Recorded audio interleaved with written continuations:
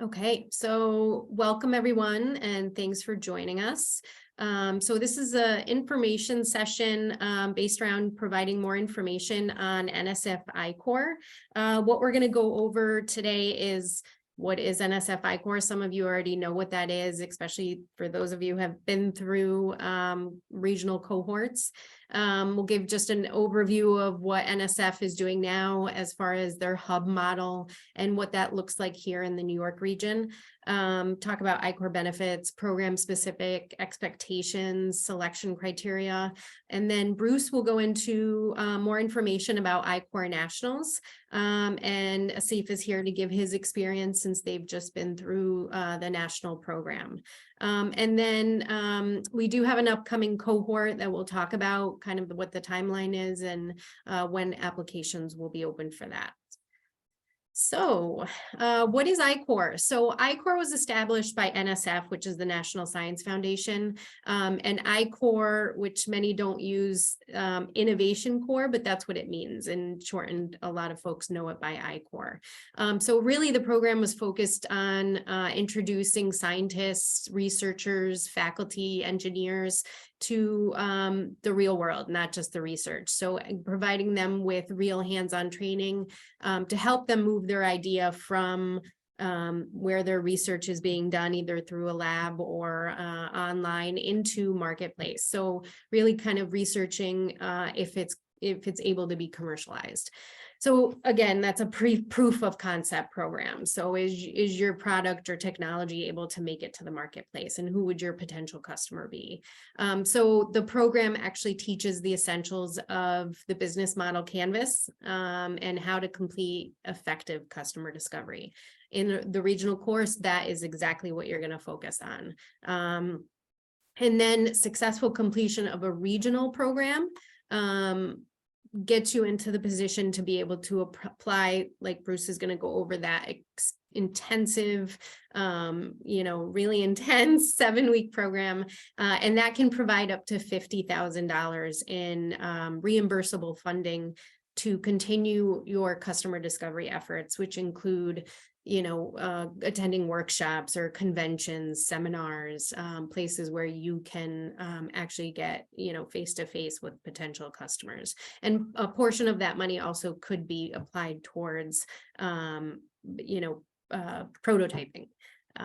So that 50,000 is really helpful in those efforts. NSF has just recently across the country implemented what's called their I-Corps hubs. This will take the place of the scattered I-Corps sites and nodes that have been previously in existence across the nation. And the real purpose of I-Corps, of NSF doing that, is to create this network of within the research community around innovation and entrepreneurship. So really helping researchers learn how to, translate their research into the marketplace. And just, the real focus is creating that innovation network. So the I-Corps hubs are going to be their new operational backbone. They announce when they award a hub, and it's really, like I said, the hubs are comprised of a network of universities. So UAlbany is part, and I'll show you the list of who's in the New York hub. UAlbany is one of the universities. Hubs need to add 2 every year. Most of the R1 research institutions will be a part of a hub at some point. So they really want to cover those areas. And they want to reach all local and regional entrepreneurial communities. They really have a focus on equity and inclusion. And the hubs will work collaboratively to build and sustain, like I said, a diverse innovation ecosystem throughout the US. So really reaching those areas that weren't able to be reached before. And this is what the New York region looks like for the I-Corps hub. CUNY is the lead, along with partner institutions, which are Columbia University. A lot of these are based out of New York City, but Stony Brook, I have one in Massachusetts, Medical School, UAlbany, and RPI regionally was just added. So just what I'm going to talk about is focused on the regional programs. Bruce, like I said, is going to go into what the national program looks like. In the regional I-Corps program, it's hosted by hub universities. Scientists and engineers take the first step in assessing their research, their feasibility. It gives them that go or no-go decision, and how their technology or idea can benefit society. So participants join the regional program in small teams. So there has to be obviously at least one member, not like the national team where there's a required number of types of participants, which Bruce will go into. And it's organized around the development and commercialization of a particular discovery, a particular innovation or product. So as part of the regional program, teams do customer discovery. They investigate the commercial viability of a product or innovation, how it can impact society. And like I said, going through a regional program, it can put you into position to enter into the national program for that $50,000 of additional customer discovery funding. I talked about business model canvas, customer discovery, and I think this is one of the important things to know as well. Going through a regional program, going through a national program dramatically improves your chance of getting an SBIR phase 1 or phase 2. Having that on your application will really increase your chances of being awarded. So who should apply? Typically, we'll see researchers, their lab colleagues, grad students, postdocs, the technologies and innovations that are coming out of universities or colleges. Typically, students, undergrads, we've seen grads and postdocs are best to fit as entrepreneurial leads. We usually don't see the faculty members take that entrepreneurial lead. They probably shouldn't. And Bruce can go more into that. But usually their students and undergrads and grads will play that EL role.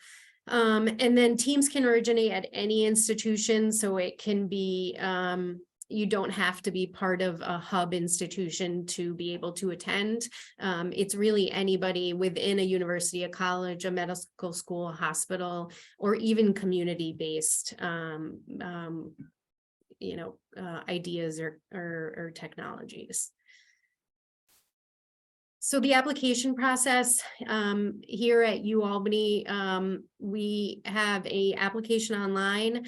In that application, you submit your executive summary along with the other questions that are on that. And then, a really important thing to keep in mind when applying, you want to make sure that you and your team are able to do the commitment that is required of the regional course, that you have IP that has potential, and really investigate that technology strength. Really early stage, just ideas that pop in your head probably wouldn't work in this case. And commercial potential and applications, you have to have some sort of idea of how it can be used in the marketplace, and make sure that it's a fit for the I-Corps program and requirements.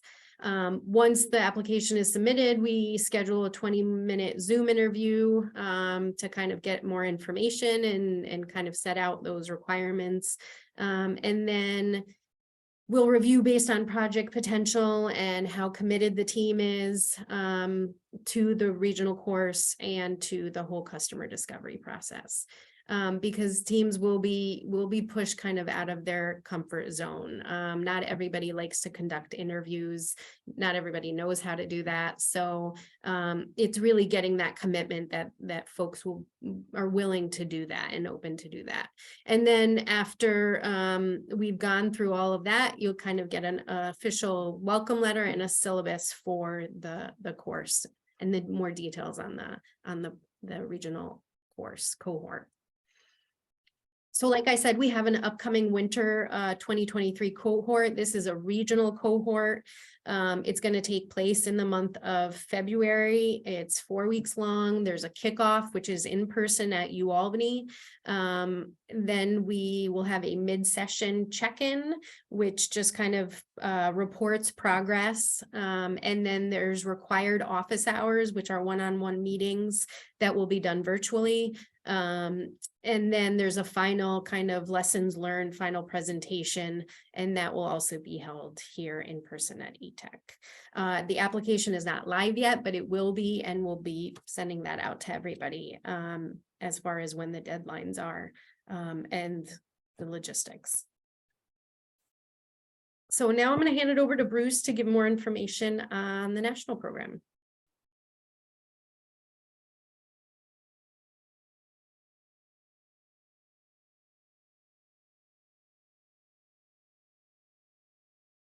Bruce, you are muted. Bruce, you're muted. I should know better by now, right? Thank you, Maria. You covered quite a bit of ground on your on the slide so far and in your comments. But if there are any questions, I thought I would just offer it now. If you have some, throw them in the chat and we'll come back to them. But I think we should probably soldier on with the slides because I do know you're recording this and we're going to make this available more widely later.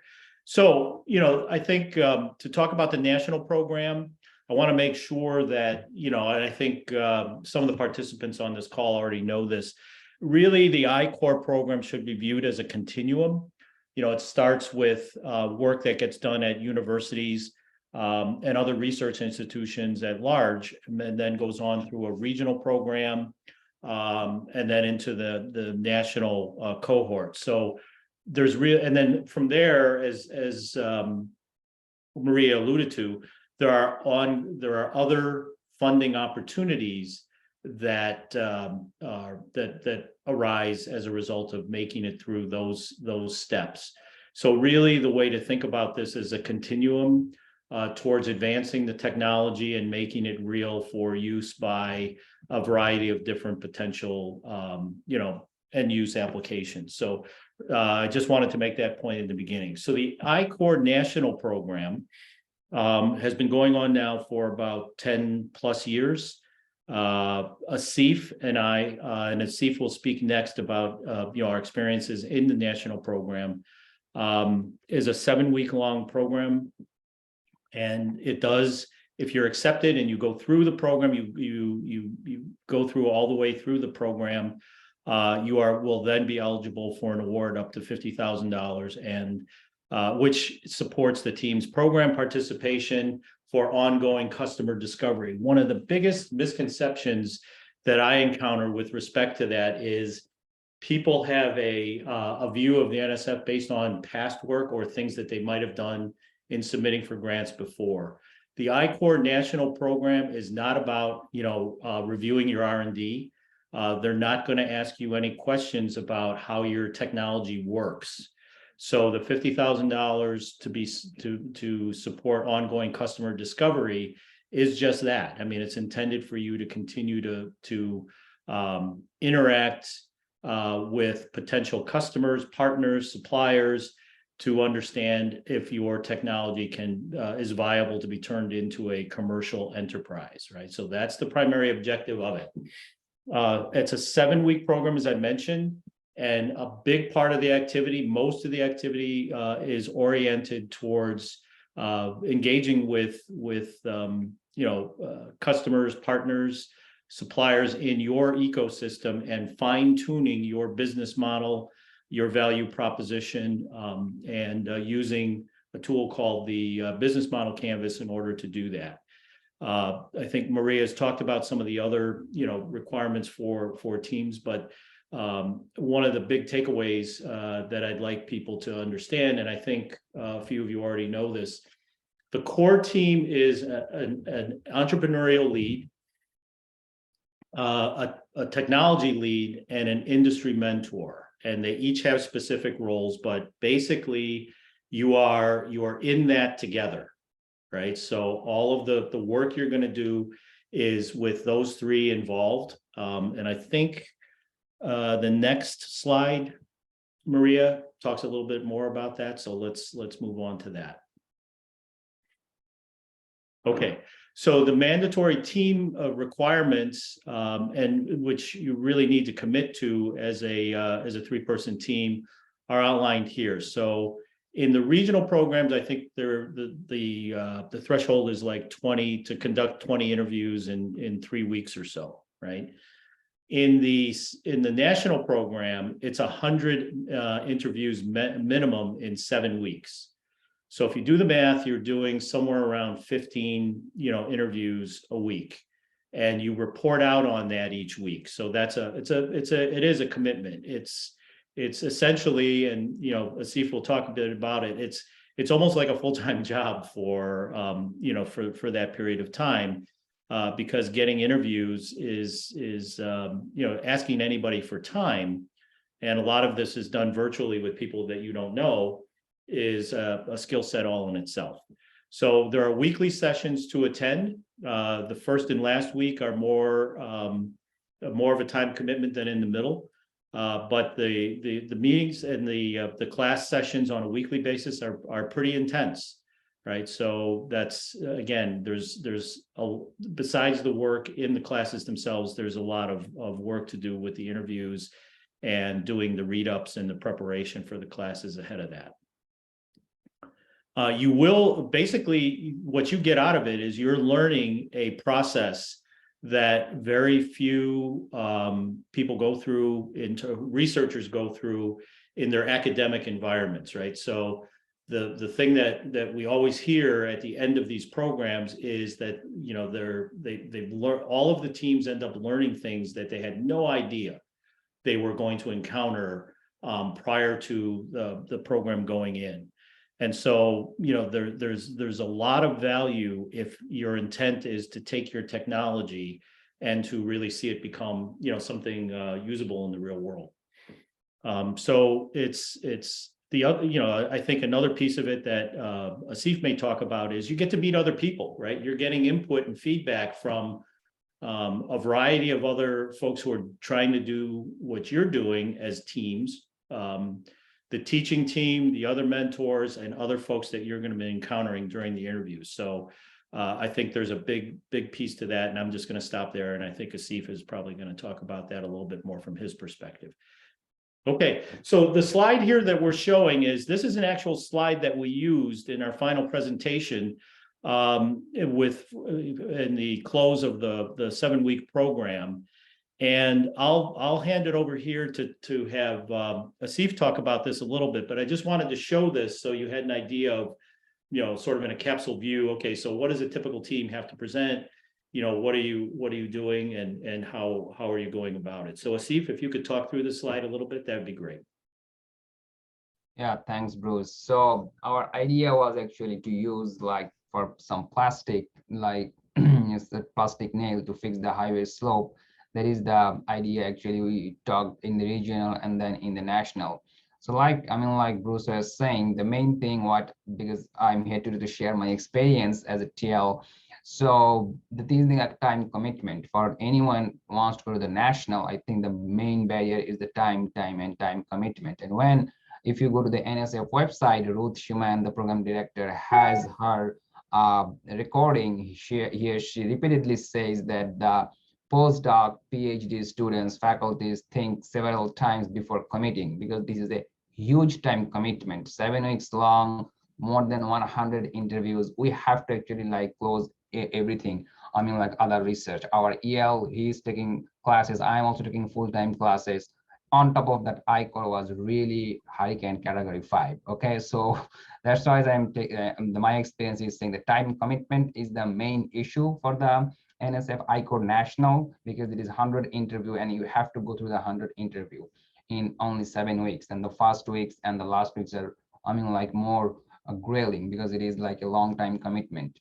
So there we talked here with our technology. The good thing is virtual. So we can talk, just set up a Zoom invitation, and the in-person is mandatory. We took some in-person. You can see 17 in-person and 81 was actually virtual. So we actually tried to make a list of more than 100, almost 100 people before the national starts, so that we do not get overwhelmed when it starts. So we tried to actually talk to several states, but our customer segment was the highway engineers from the Department of Transportation. So finally, we were able to talk with 27 different states over 7 weeks, and that was it. And if I get any questions, I can respond accordingly. But any team wants to go to the national, the main barrier is the time commitment. As Bruce was saying, or Maria was saying, NSF is not here to say our technology right or wrong. They are not here to correct us, nothing. They just want us to go through the experience so that we are getting some entrepreneurial experience to find out the right customer for our product. This is not a math problem or a science class 2 and 2, 4. It is just like a process, and the presentations are not presentation. It is the discussion, which actually we also see in the regional. If you have already done so, they will not let you finish the presentation. It is just the discussion, what you have learned. If I get some more questions, I can respond accordingly, but that is what I want to share. Next, Maria. Okay, so see if you can certainly chime in on this a little bit as well. So this is just a working copy of the business model canvas, which I referred to earlier. You may be familiar with this format. Basically, it's a 9-box, 1-page representation of your business model, how you think about your business, what are your value propositions, who your customers are going to be, and who you're going to be interacting with as key partners and resources. So there's really 3 key pieces to this, and both the regional program and the national program focus on the center box, the value propositions, and the right side of the business model canvas, which is the customer or external side of things. Much less so on the left side, which are more the operational key partners, activities, resources, and costs. There really isn't a huge emphasis, although there are 1 or 2 classes and some homework assignments where you do work on your cost structure and key activities, key resources. But majority of your time, and that goes along with the interviews that you're conducting, are focused on refining your value proposition and making sure that you have really good definition on customer segments. And that's emphasized throughout the program. So you're constantly testing your assumptions, right? So that's why the word hypothesis is used here.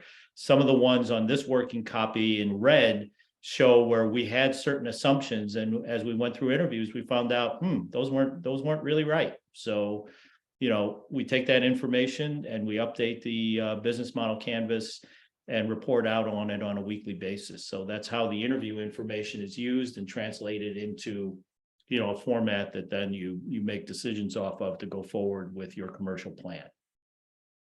Next, Maria.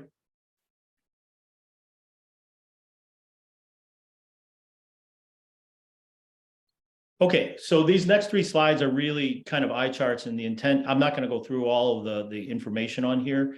What I wanted to point out was that as you go through these steps that we talked about earlier and what the I-Corps program represents in the way that NSF runs it, is that you can join a regional program, be accepted for it, and get through it. But that does not automatically provide eligibility or acceptance into the national program.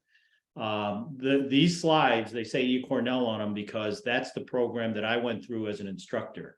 So the use of this rubric is to say, okay, so if you have a team that went through the regional cohort, are they ready to go on to the national cohort? And so some of the criteria that Maria had on her earlier slides are reflected here. So I'll just focus for a minute on the very left-hand column and the row headers there. So does the team have NSF lineage? Does it have a deep technology innovation? Is the science validated? Is there IP?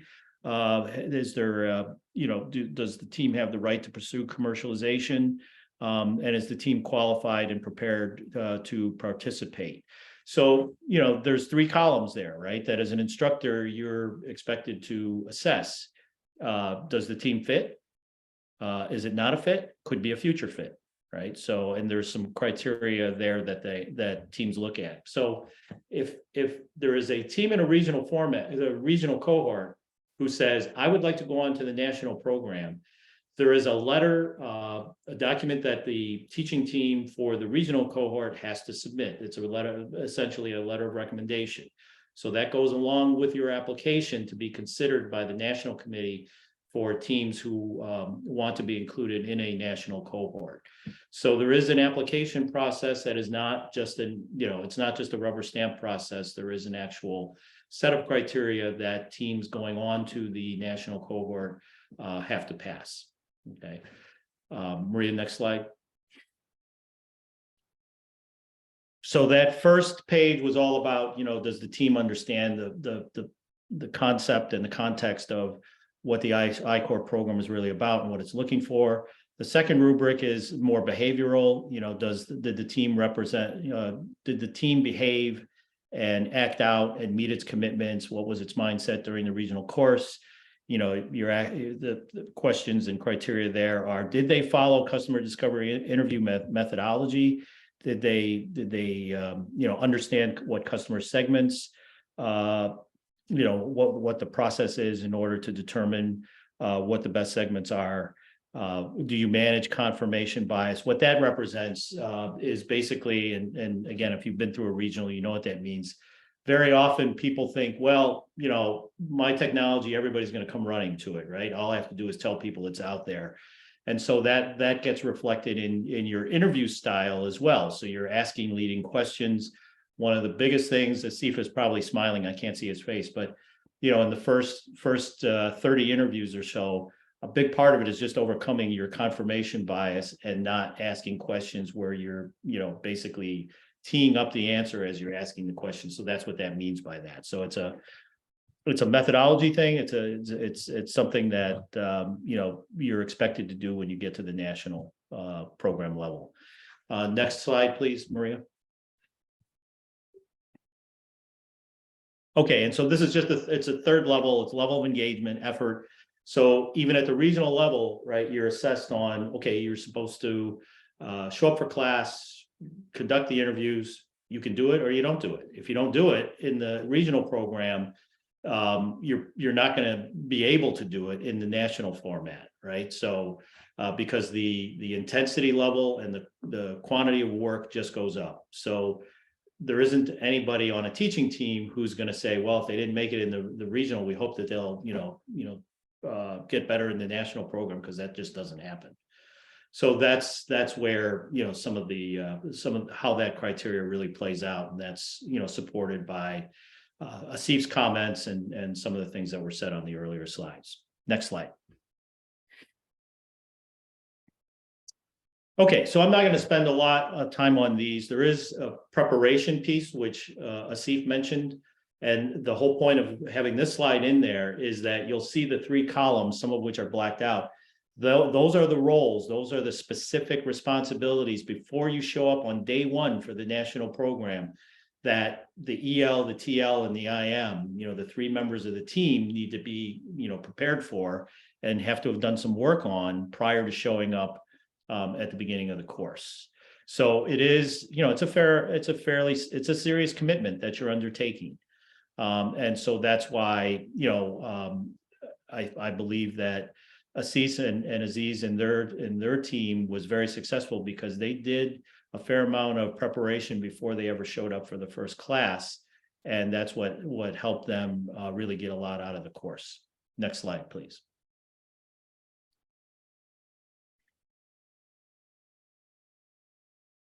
This is just a screenshot of what's on the NSF website. So this information is all there. It talks about how to apply. But obviously, if you go through a regional course, you'll get this information at the conclusion of the regional course. If you're interested in going on to the national program, which is what we're doing.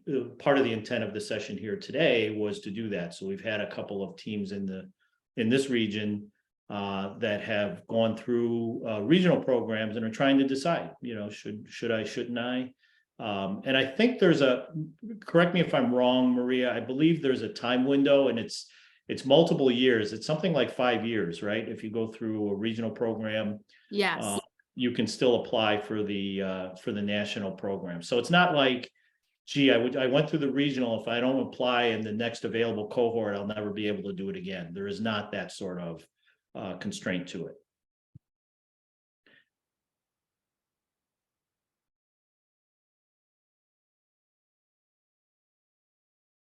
Okay, again, more detail that's available on the website, much of which we've talked through already. So I think we can move on from there.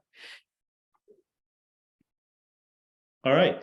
So there are opportunities. There's let's see if you may want to talk about your thought process now. You've been through the national program and the regional program. What are you thinking of doing as a next step, just as an example? Because I know that one of the things that you're thinking about was not mentioned on these slides, and that's the PFI program. Yeah, I think, like it should go case by case basis based on the technology someone is pursuing, because in the national, we have seen some of the team has already raised some capital money. We got one team who raised like $0.7 million and they are going for the SBIR. It really depends on the, like where the team stands in terms of their preparation. So they can go for a startup, they go for a company. So for me, like company suits more, because a startup is, like what we have learned into the regional I-Corps and the national. The startup is some path nobody has walked before. You are, like, but the technology we're trying to say that the technology is new, but the application is not. There are some other parallel already technologies on the same field. We're trying to beat those technologies. So for us, the ground is already set that, okay, there is a national need for this kind of stuff, but now we're now pitching the new product. So after the NSF I-Corps, they give you some other, definitely want they promote to go for the PFI or SBIR phase 1 or phase 2, or some other, or some team has gone to another I-Corps also to get some more. So we will keep doing, because our grant is active, so we'll keep doing the customer discovery more. The money NSF gave us like $50,000. We have some money left, so definitely keep doing the customer discovery to talk with more people, try to find out whether they really need our products or not. And the reason we are not going to the SBIR yet, because we have found out that for our technology, a pilot project is really necessary. That's what I mentioned in the first. Like it varies from technology to technology. For us, a pilot project is required. That is why we want to pursue the NSF PFI, Partnership for Innovation, where we'll try to implement something in pilot project basis in this region, in the Northeast region. And then if we have some very good results for some published data or something, monitoring results promising, then definitely we can go for the SBIR. That is 2-3 years down the line. Yes, very good. So one thing I'll mention, just to underscore the point that Asif just made, the final question that each team is asked, and you present your answer in the final session at the national program, is, do you feel you have achieved product market fit? So Asif just mentioned that the conclusion of his team was that we really needed to have a pilot program in one or more states in order to really be able to move on and go for SBIR and further funding. And so that's an example of where our conclusion really was we had not achieved product market fit to the extent that we really had wanted to. And that came out of the whole process of going through all of the interviews, processing the information, and challenging ourselves to be honest and objective with the information we were getting from outside sources, which was not the same as we had when we were going in. Right. So I think Asif and Aziz and the team that went through the national program there from SUNY Poly Utica really did a good, and that was recognized by the teaching team as well. That this was one of the teams that really got a lot out of the whole process, understood it, and used it to make very practical decisions about how to go forward. So that's really the outcome they're looking for. The NSF is not looking for just an affirmative answer saying, okay, I went through the national program, I'm going to go on and go for more funding and start a business. It's perfectly fine if you come out of the process and on your final day, you say, you know what, this isn't what I thought it was going to be. I don't think this can be a viable business at this time. No one is going to shoot arrows at you or say, hey, you should go back and think about it again, because we think you made the wrong decision. That doesn't happen. It's perfectly, either answer is fine. The objective is to teach you the process of how to get there. Okay, so let me just wrap up quickly by summarizing some of the things that are goals of the NSF, and also should be the takeaways for teams considering going into the program at the national level. So why is NSF doing this? Why are they providing all of all of this money and have done this for the last 10 years and continues to do that into the future? So the three key goals for them, for the NSF, is to train and develop an entrepreneurial workforce. So, to develop a talent pool here in the United States that can take emerging technologies being developed at research institutions to market is very critical. Bringing cutting edge technologies to market and enabling positive economic impact is the second one. So though that's the outcome they're looking for, economic development. And you could argue that there is an increasing degree of overlap with national security as well, for reasons I think we can all appreciate by watching the news. The third goal that the NSF has is to nurture a national innovation ecosystems, right? So on one of Maria's slides, it talks about how these I-Corps hubs are the operational backbone or core of this national innovation network. So there's really a strong desire to use I-Corps as a way of not only advancing technology and accelerating it towards commercialization, but to build a network that's supportive and an infrastructure that helps that happen.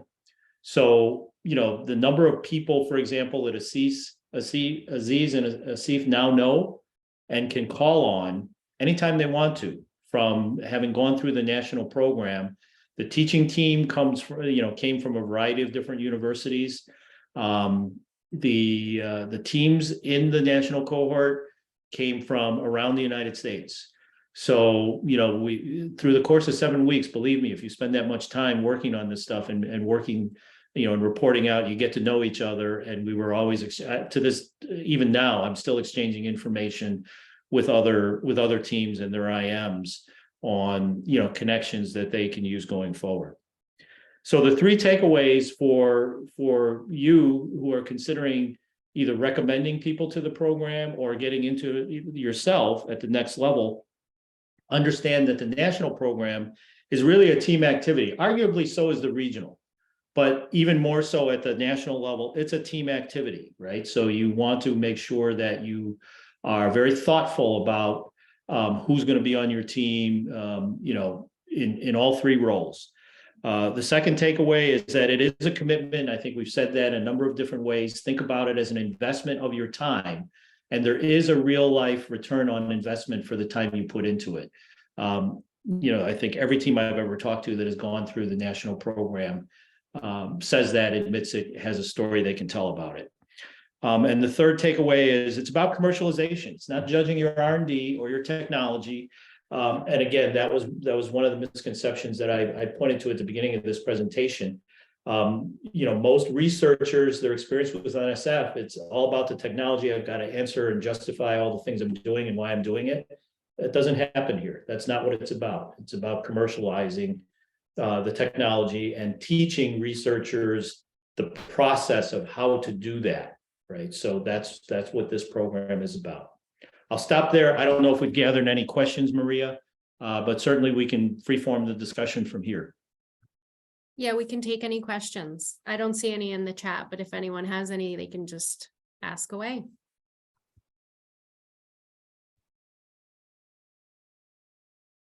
And if you wanted to stop the recording at this point, Maria, that way, any questions, if people are uneasy about